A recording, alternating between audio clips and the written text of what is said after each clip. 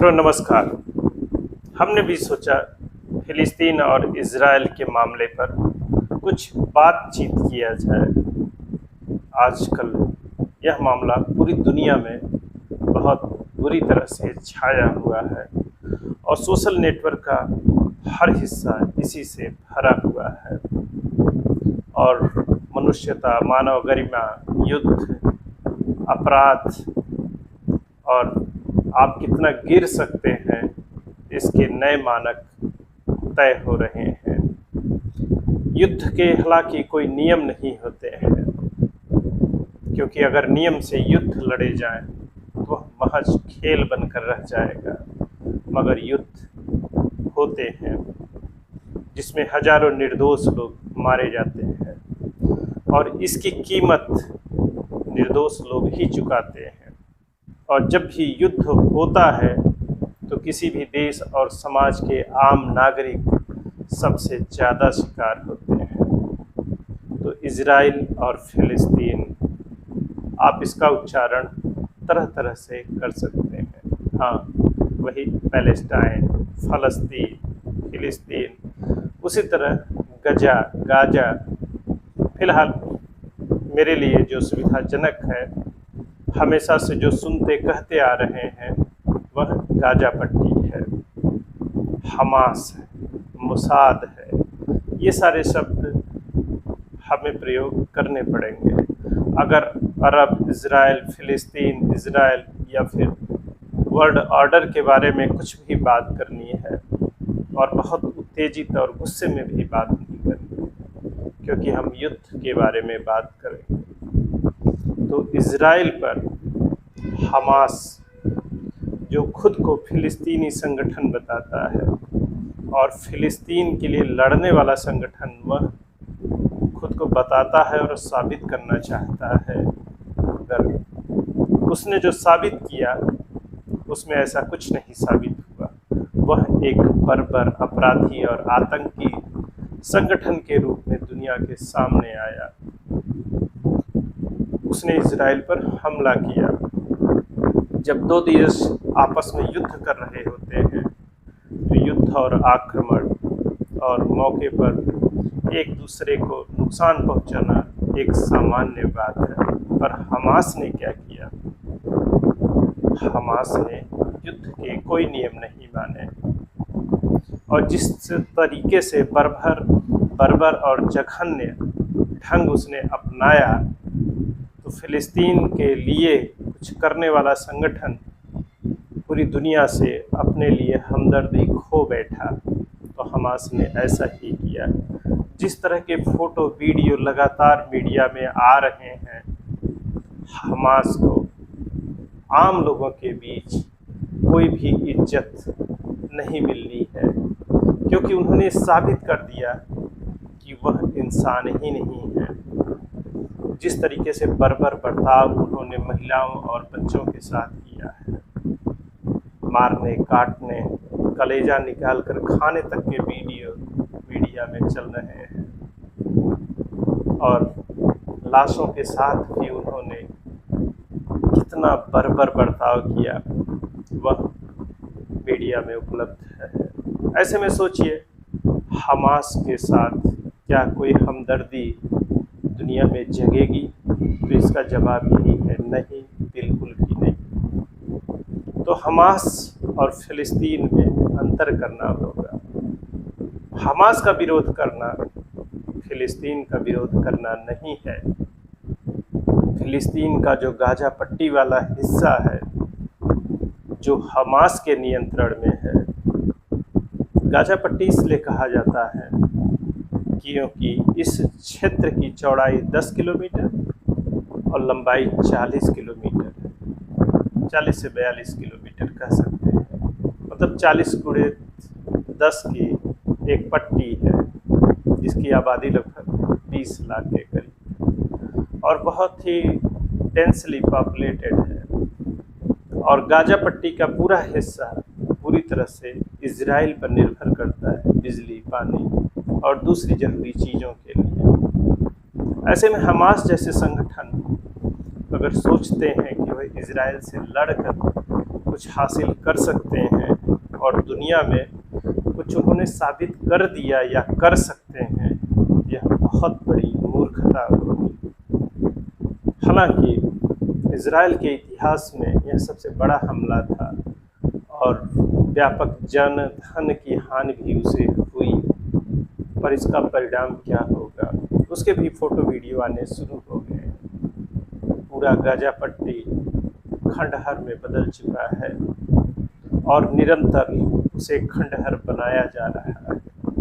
अब वहाँ जो जन और धन की हानि हो रही है वह इजराइल पर हुए हमले से कहीं ज़्यादा है, जिसकी भरपाई कर पाना संभव नहीं है। तो हमास ने क्या हासिल किया? हमास ने सहानुभूति खो दी, बल्कि हमास के इस हमले से पूरी दुनिया इजराइल के पक्ष में खड़ी हो गई, क्योंकि अब सोशल मीडिया का ज़माना है।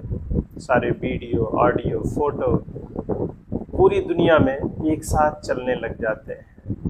ऐसे में हमास की जो हरकतें हैं वह दुनिया में बहुत बुरी तरह से जा रही हैं और हमास अब क्या रह गया है यह हमास को भी समझ में नहीं आ रहा होगा।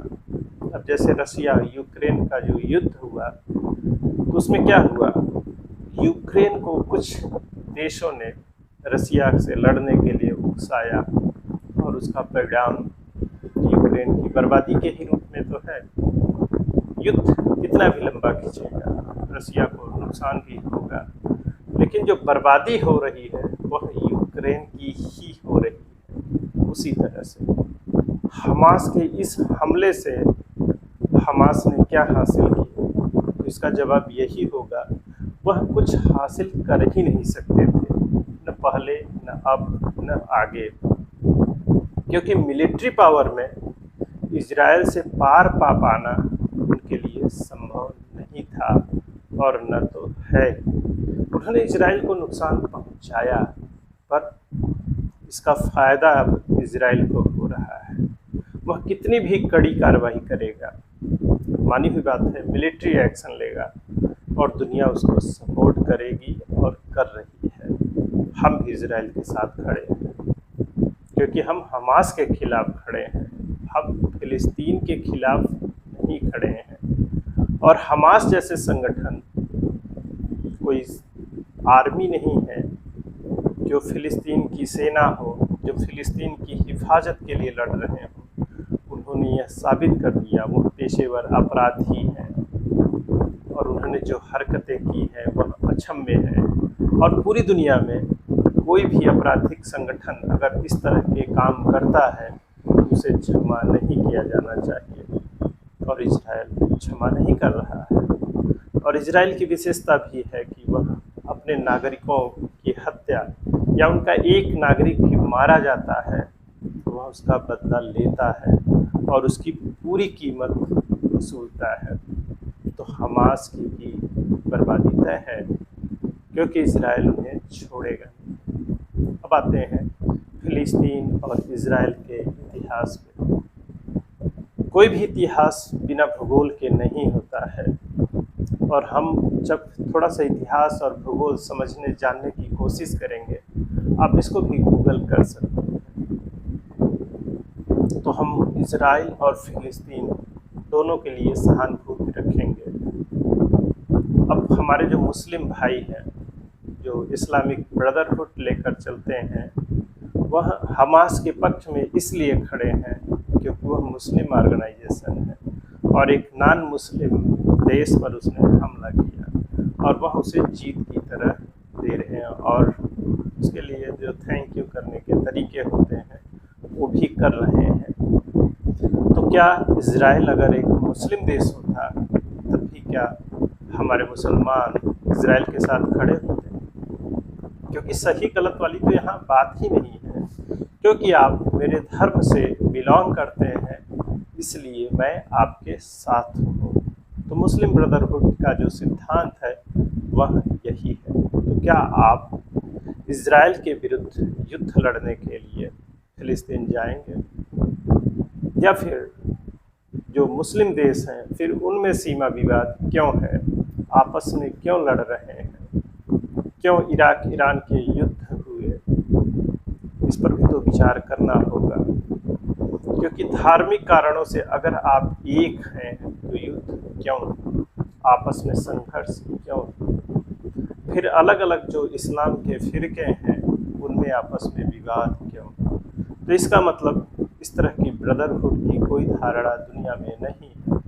सबके अपने अपने हित हैं और उसी की सुरक्षा के लिए सारे लोग लड़ मर रहे हैं। अब फिलिस्तीन और इजराइल का जो संबंध है उसमें कोई सल्यूशन निकाला जा सके, फिलहाल ऐसी स्थिति नहीं है। तो इजराइल मतलब जीव, यहूदी जिन्हें हिंदी में कहा जाता है, दुनिया के सर्वाधिक सताए हुए लोग हैं जो अपनी मातृभूमि से 2500 साल दूर रहे और उनका उत्पीड़न शोषण पूरी दुनिया में होता रहा और उनका कोई देश नहीं था। सिर्फ रिफ्यूजी की तरह पूरी दुनिया में टहलते रहे, मारे जाते रहे। और द्वितीय विश्व युद्ध में तो हिटलर ने इंतहा ही कर दी। और फिर जब द्वितीय विश्व युद्ध समाप्त हुआ तो मित्र राष्ट्रों ने, जो यहूदियों की जन्मभूमि थी यरूशलेम, यहाँ पर इन्हें बसाने का फैसला किया। तो 1947 में यहूदियों को अपनी मातृभूमि इजराइल मिल गई, पर इसकी कीमत फिलिस्तीनियों ने चुकाई। क्योंकि 1000 साल से जिसे वो अपना देश मान रहे थे, उस देश के अंदर एक और देश बन गया जिसका नाम इजराइल हो गया। अब फिलिस्तीन के नागरिक अपने ही देश में शरणार्थी बन गए। अब सोचिए, ऐसे लोग जो हजारों साल से रह रहे थे अपने ही देश में शरणार्थी हो गए। और इजराइल की जो स्थापना हुई मित्र राष्ट्रों की मिलिट्री पावर के बल पर, और इजराइल को भी जबरदस्त मिलिट्री पावर दी गई और इजराइल के नागरिकों ने भी इजराइल को इजराइल बनाने में अपना सब कुछ झोंक दिया और उन्होंने इजराइल को इजराइल बनाया और दुनिया की एक बड़ी मिलिट्री पावर के रूप में इस्लामिक देशों के बीच में अपने अस्तित्व को मजबूती से बनाकर रखा। और इजराइल के बने रहने का कारण भी उसका मिलिट्री पावर है, क्योंकि अगर वह मिलिट्री पावर में कमज़ोर होंगे तो वह उसी वक्त कुचल दिए जाएंगे। लगातार 1947 के बाद वह अरब देशों से युद्धरत रहा है और अपनी ताकत के दम पर इस क्षेत्र में बना हुआ है और कोई भी इस्लामिक देश इजराइल से लड़ सकने में सक्षम नहीं है। लगातार इस्लामिक देशों के समूहों ने भी यह कोशिशें की पर वह नाकाम रहे। तो यह एक छोटा सा बोध है जहाँ पर यहूदियों का संकट और फिलिस्तीनियों का भी संकट मौजूद है। तो इजरायली लोग जो हैं, जिन्हें यहूदी कहा जाता है, और फिलिस्तीनी लोग, इनको साथ रहने की आदत डालनी होगी। और जो बाकी इस्लामिक देश हैं इससे थोड़ा दूर रहना होगा। अब सोचिए, हमास जैसा संगठन इजराइल पर हमला कर देता है तो उसने कुछ सोचा समझा तो होगा ही कि इसका क्या परिणाम होगा। उसे इजराइल नहीं छोड़ेगा, यह भी तो समझ में आने वाली बात है ही ना।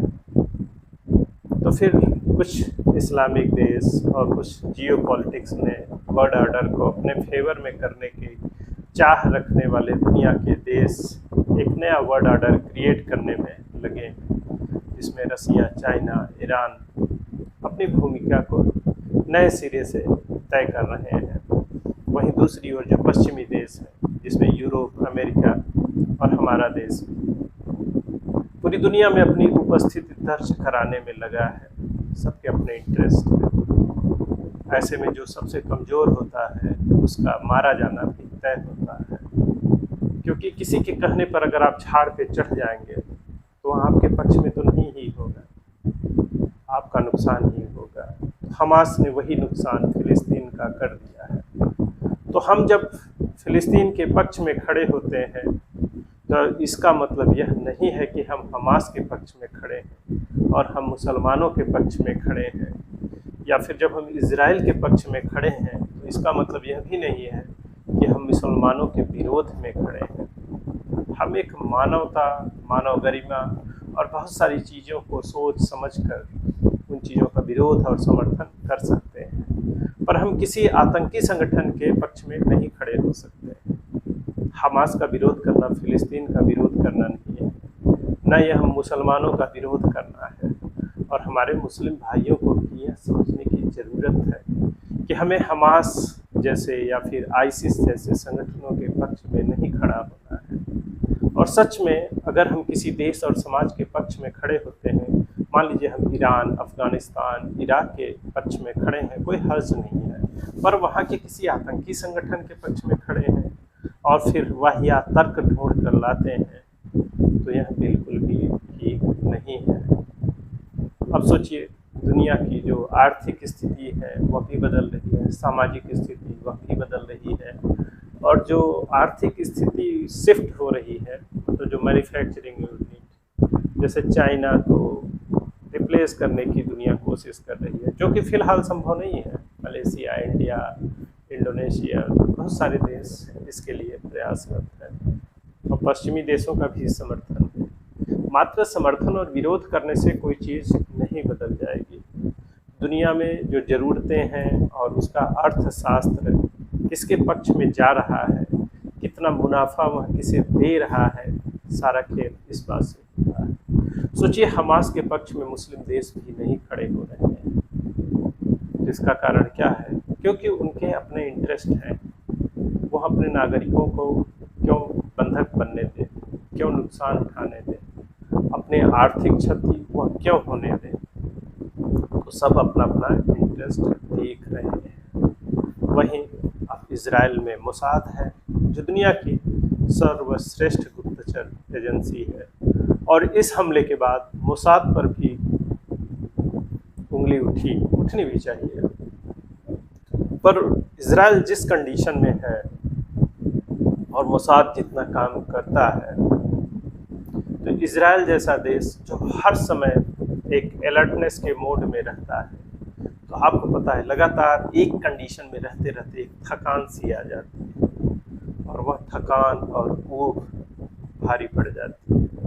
तो इंटेलिजेंस फेलर, बाकी चीज़ें बिल्कुल आरोप लगने चाहिए और होते हैं, लेकिन जब आप युद्ध की स्थिति में होते हैं तो आपके सामने वाला भी आपकी कमजोरी ऑब्जर्व करता है, नोटिस करता है, और आपके खिलाफ पहले से बेहतर प्लान लेकर आता है, और इस तरह के हमले होते हैं। हमारा देश भी खतरनाक पड़ोसियों से घिरा हुआ है, और हमारे पास भी इसी तरह के खतरे हैं। इसी ऊब और थकान से हमें भी बच कर रहना है, और यकीन मानिए हम इजराइल और फिलिस्तीन दोनों के साथ खड़े हैं, और दोनों के नागरिकों में सद्भाव हो और शांति हो, क्योंकि ऐतिहासिक भूलें कुछ इस तरह की है कि उन्हें शायद ठीक नहीं किया जा सकता, पर हमें साथ रहने की आदत डालनी होगी, और इस्लामिक स्कॉलर और बिलीफ वाले लोगों को इसके लिए आगे आना होगा, क्योंकि वह सह अस्तित्व को स्वीकार करने के लिए तैयार नहीं है। और इसी सह अस्तित्व की भावना जब तक उनमें आएगी नहीं, तब तक इस तरह के युद्ध होते रहेंगे, और उसके परिणाम हमारे लिए घातक ही होंगे। तो नए वर्ल्ड ऑर्डर के लिए तैयार रहिए। इस खेल में कौन खिलाड़ी है, सामने किसका चेहरा है और मुखौटा है, यह जानना आसान नहीं है। इसके लाभ, हानि और असली खिलाड़ियों का खेल अभी पता नहीं चलेगा। देखते रहिए, युद्ध लंबा खींचेगा। क्या कहा जाए, अपना ध्यान रखिए और अपनी जड़ मानसिकता से भी बाहर निकलिए। अपने धार्मिक जातीय चेतना को दुरुस्त करिए, और किसी चीज़ को मात्र इस चश्मे से मत देखिए कि आपकी जाति और धर्म वाला सामने है। उसकी गलतियां आप नहीं देखेंगे, न तो उसकी गलतियों की तरफ उंगली उठाएंगे, और यही आदत दुनिया की समस्याओं के मूल कारण में है। हमारे यहाँ जो देश की समस्याएं हैं उसमें भी यही कारण है, और दुनिया में भी। तो जो लोकल है वही ग्लोबल है, और यही समस्या है। फिलहाल यह प्रवचन अच्छा लगा हो तो हमारे चैनल को भी लाइक, सब्सक्राइब और शेयर कर सकते हैं। इससे कोई नुकसान आपको नहीं होगा। जय हिंद, जय भारत, वंदे मातरम।